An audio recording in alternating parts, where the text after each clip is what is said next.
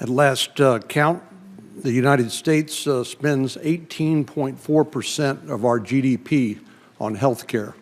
It has all sorts of impacts. First of all, average family spends $22,000 a year on employer-sponsored health care plans, and we just...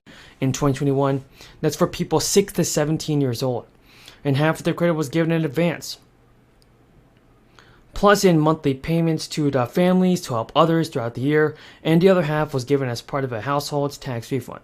The household with pretty much no or low income was able to receive it for the first time.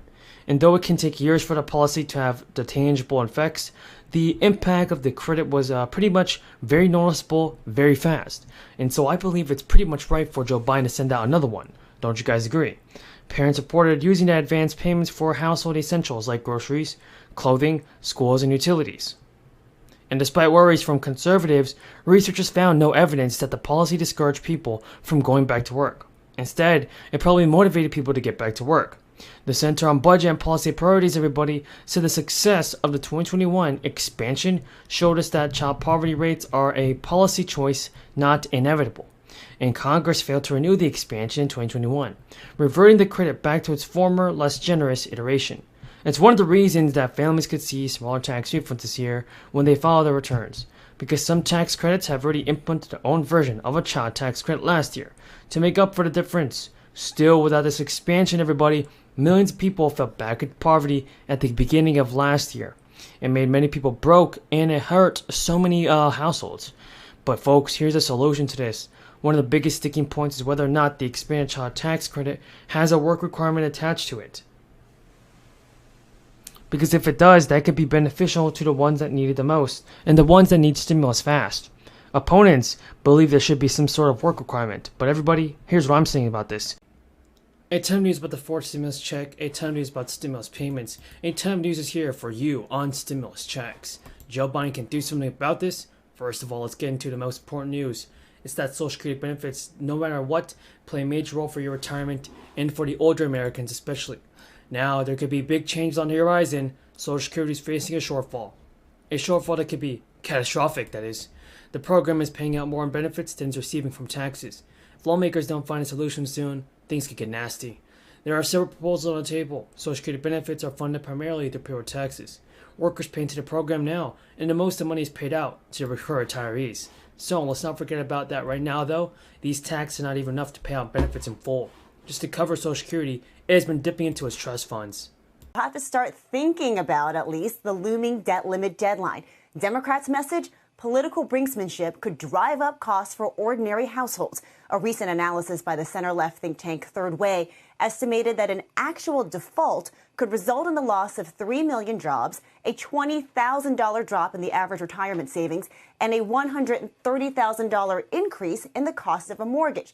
And Republicans argue this is all fear-mongering. House Budget Committee Chairman Jody Arrington tweeted, "Democrats and Republicans must seize this opportunity to rein in unsustainable spending and reorient the nation's fiscal trajectory before it is too late." Now, top Senate Republican Mitch McConnell was confident yesterday that the country would not face a financial crisis.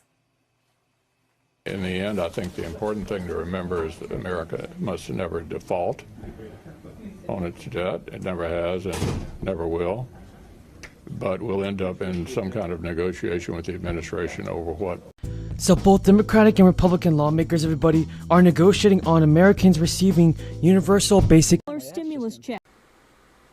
Is receiving Social Security. They're not going to see that impact in their checks until January of the new year. But this is going to help a lot of folks really, truly get through these high inflationary times. As we just heard from Caleb and Brian, 8.2%. We are not seeing inflation decline just yet. It is, as Caleb was putting it, sticky high still. And so right now we're seeing a lot of folks, but particularly those Americans that are on a fixed income, really struggling to buy groceries or pay for gas or electricity. So this is definitely going to go.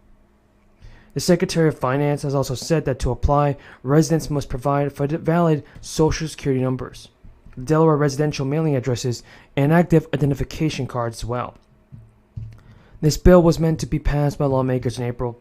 The money is meant to help offset the cost of living increase in the state as brought by inflation.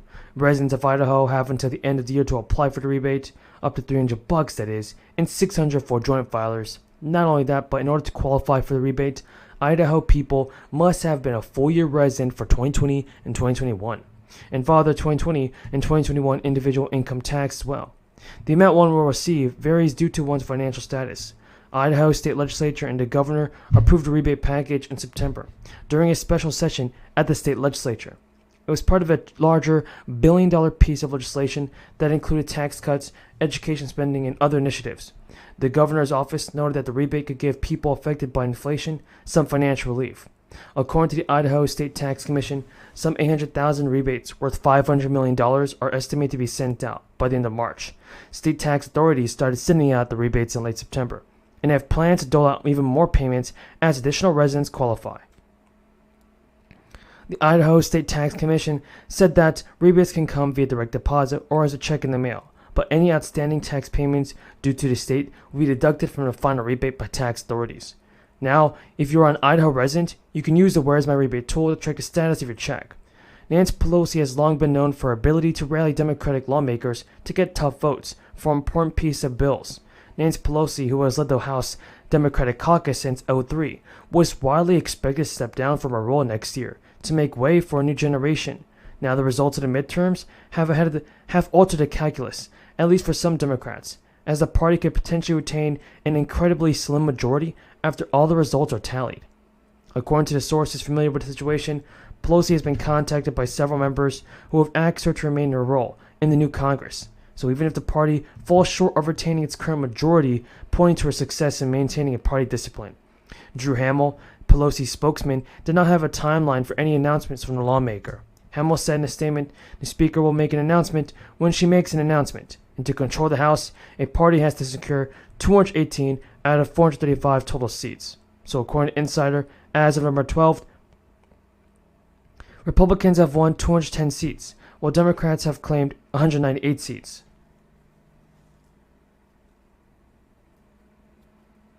Democrats currently control the House 220 to 212.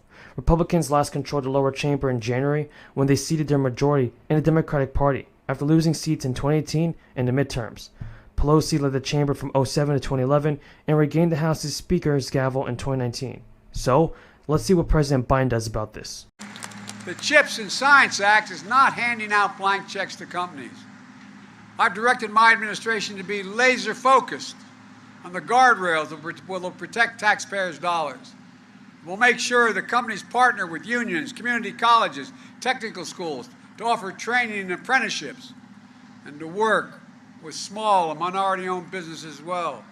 We're going to make sure that companies that take taxpayers' dollars don't turn around and make investments in China to undermine our supply chain and national security. You know, we have the power. We have the power to take back any federal funding if companies don't meet these requirements. The law also requires that companies build these semiconductor anti-poverty program in the country. Now, when President Roosevelt signed the Security Act into law, it helped so many people and was a retirement